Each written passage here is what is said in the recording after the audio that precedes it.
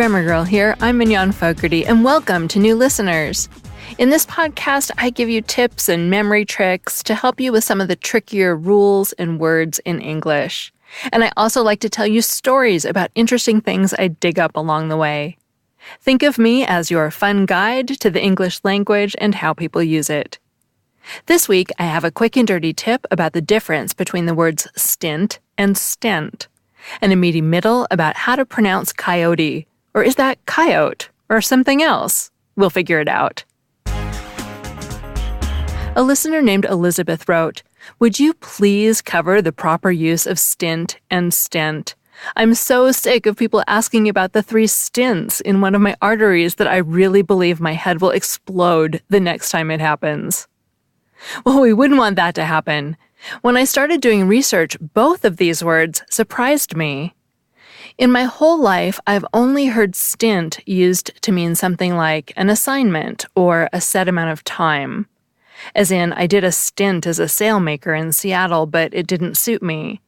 Or little Joey did a 3-year stint in the big house.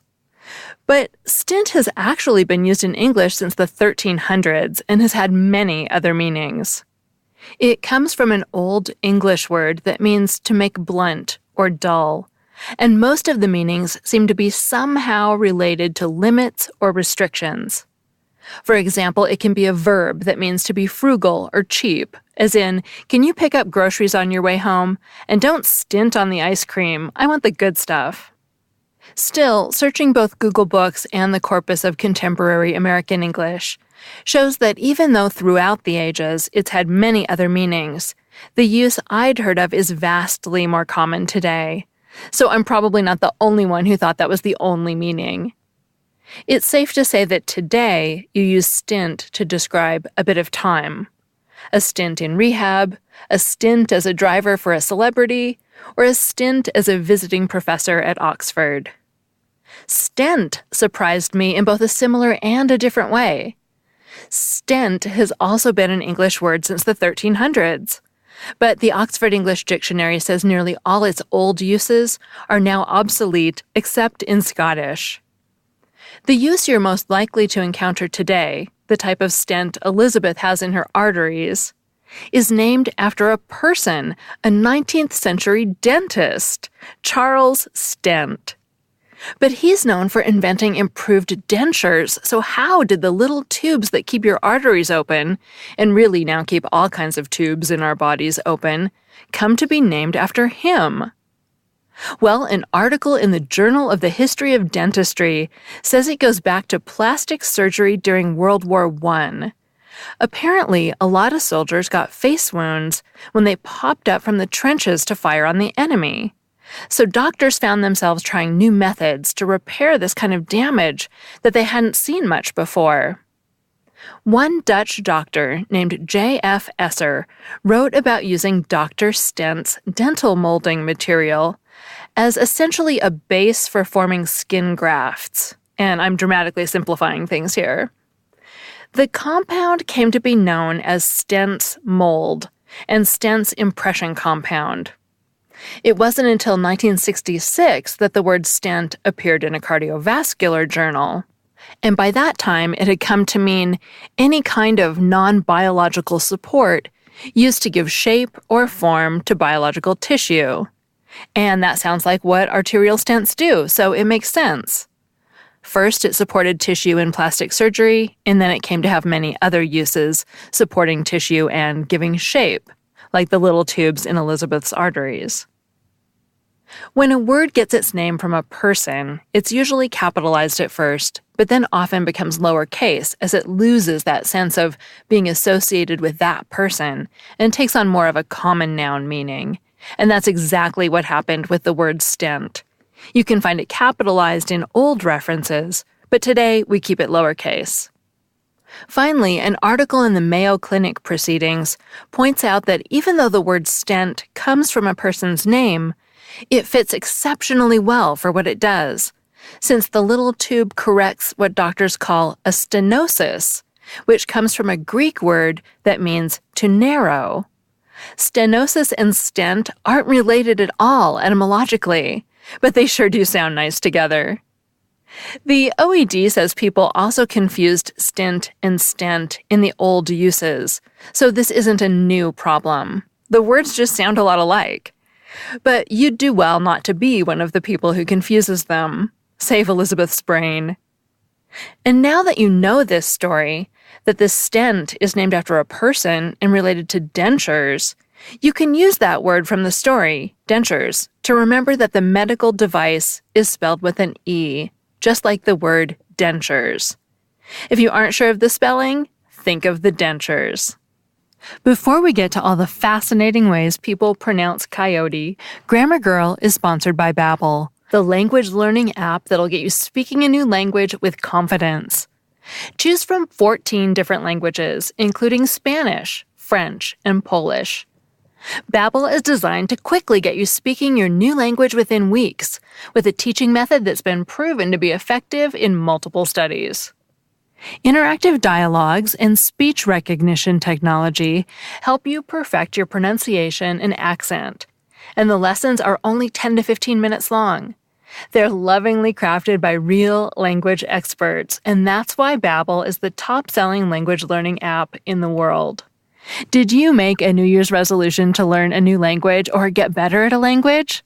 I did. I want to speak Spanish better, and I pay for the Babbel app. They gave me a free trial last year, and I liked it so much that I paid for another year. You can try Babbel free too. Go to Babbel.com or download the app today. That's Babbel, Babbel.com, or download the app to try it free. Babbel, speak a new language with confidence.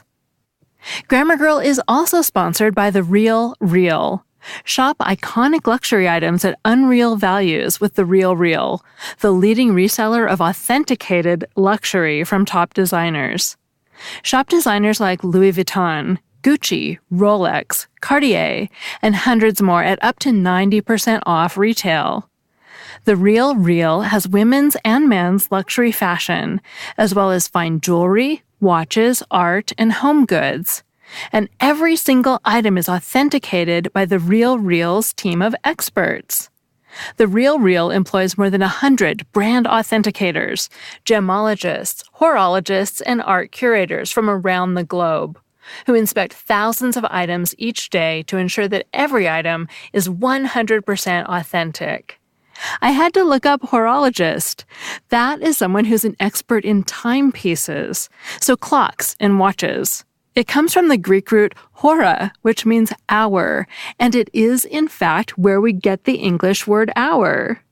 According to Edom Online, it's also where we get the word horoscope, which means roughly observing the hour of a birth. And since I'm learning Spanish, I know that hora means hour in Spanish. Everything is converging. Anyway, I browsed around The Real Real, and they have fantastic deals across the spectrum of designers and prices. I saw some cute skirts for around $20, an amazing fuchsia Caroline Herrera velvet dress for less than $75, which is supposedly 70% off. And if you have a lot of money to spend, they even have fine art. Shop The Real Real online or download the app, or you can also visit one of their stores or consignment offices. New customers receive an automatic $25 off at checkout, and you can get 20% off selected items with the promo code REAL. That's REAL at therealreal.com for 20% off selected items. And now, on to the wild animal that looks like a dog or small wolf. A few years ago, I was listening to the Range podcast made by two of my friends, Julia Ritchie and Amy Westervelt. It's a great show about life in the West, and this particular episode was about the controversies surrounding coyote hunting. But about halfway through the podcast, I noticed that people were pronouncing coyote two different ways: the 3-syllable coyote and the 2-syllable coyote. Here are two clips. So after their first petition to get a coyote hunting ban failed, they tried again in November of last year, and about 40 people spoke. I tallied it up. Personally, I don't believe any of the coyote hunting expeditions by the general public are effective at reducing coyote numbers. I did some research and didn't find anything definitive, and then I put the question out to the Grammar Girl Facebook page and got more than 1,800 responses, which is why it's nearly 3 years later that I've gone through all the comments, made a map, and am now telling you about it. Wow, thanks for all that. I didn't word the question in a way that makes this a scientific study, but 1,800 responses certainly rivals things I've seen published in journals. And since then, I've also done more research. So here's what I found. There are actually more than 2 different ways to pronounce it. You have coyote and coyote, which you heard in the clips. But then some people pronounce it with a little bit of a different ending, coyote. And some, honoring the Spanish origin or who live near the Mexican border in the United States, might pronounce it the Spanish way, coyote. And the Cambridge Dictionary says the British pronunciation is coyote. So we can safely say that there are at least five different pronunciations that people are regularly using to describe this animal, and I bet there are some I haven't even found. And that's just in current times.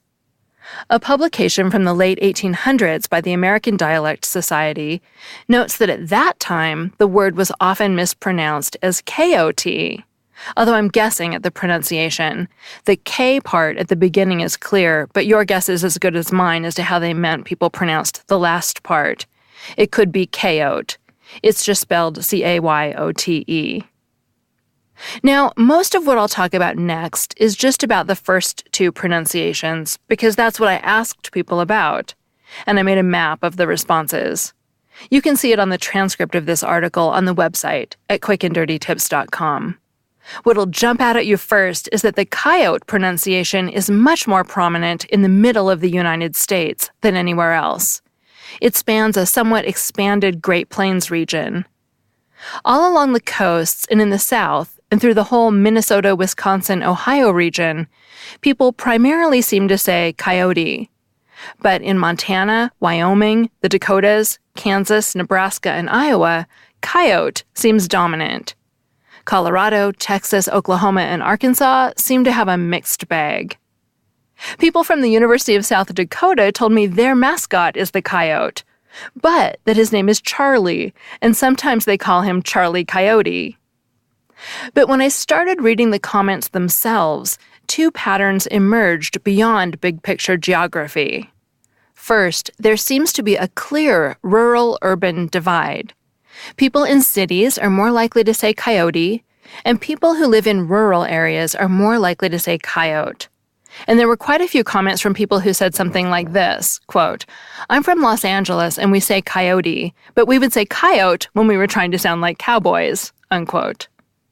Second, there seems to be an age-related divide, with older people saying coyote and younger people saying coyote, which of course leads us to Wile E. Coyote, the Looney Tunes character who's always getting an anvil dropped on his head by the Roadrunner. That cartoon first appeared in 1949. Many people speculate that younger urban people say coyote because the only experience they've had with coyotes is from the cartoons, and that may play a role.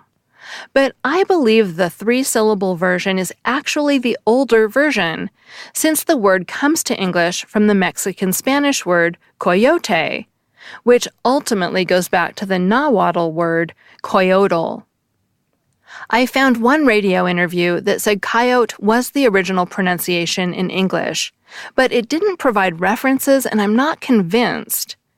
The earliest citations in the Oxford English Dictionary seem to be a mix of the 2-syllable and 3-syllable version. It's actually a mess. The first 8 citations spell it 7 different ways. Noah Webster's original dictionary, published in 1828, doesn't appear to include the word. The Imperial Dictionary by John Ogilvie, published in 1885, an extension of Webster's original dictionary, shows 2 pronunciations, with the coyote pronunciation first.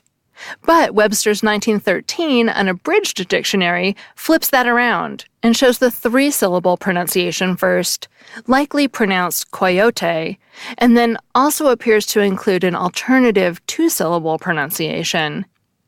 It seems that at least in the United States, people have pronounced it both ways for a long time. And for what it's worth, the Coyote pronunciation seems to be mostly limited to the United States and Canada. Nobody outside those two countries reported saying coyote, and the Oxford English Dictionary doesn't include a two-syllable pronunciation. And then there were a few comments that don't fit any of the patterns, but seemed interesting enough to pass along.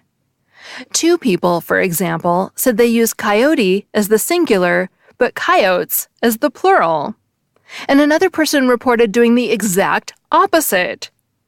I'm not sure what to make of that, except that people are adapting the pronunciations to have different meanings. Along the same lines, at least one person from Southern California said he uses coyote for the animal and coyote for a person who smuggles immigrants across the border. Finally, there were multiple people who realized they say it both ways and said they always feel like they aren't even sure how it should be pronounced. And after going through all the comments and possibilities, I can say I'm not surprised people are confused. Quite a few people seem to use two different pronunciations depending on the context, whether they're talking about one or more animals or even just randomly. Merriam-Webster calls the coyote pronunciation chiefly Western, but that's not exactly what I found. Among my responses, almost nobody in California or Arizona reported saying coyote, for example. It could just be that the people in those states who say coyote aren't active on my Facebook page, but that seems unlikely. So, after all this research, what do I think you should do? Well, if you're in the US, both the two-syllable and three-syllable version are fine. Use whatever you prefer or what's dominant in your region. But if you're outside the US, it's probably better to stick with the three-syllable version, like coyote or coyote. But my research outside the US isn't as extensive, so if it's important, you might want to look into that more. I'm Mignon Fogarty, better known as Grammar Girl. If you still need a calendar, check out my 2019 Tip-A-Day calendar, The Grammar Daily. It's at all your favorite online bookstores. That's The Grammar Daily. And you can find all my old articles and podcasts at quickanddirtytips.com. And in case you can't remember a specific offer code, you can now find links to most of my advertisers at quickanddirtytips.com/offers. That's all. Thanks for listening.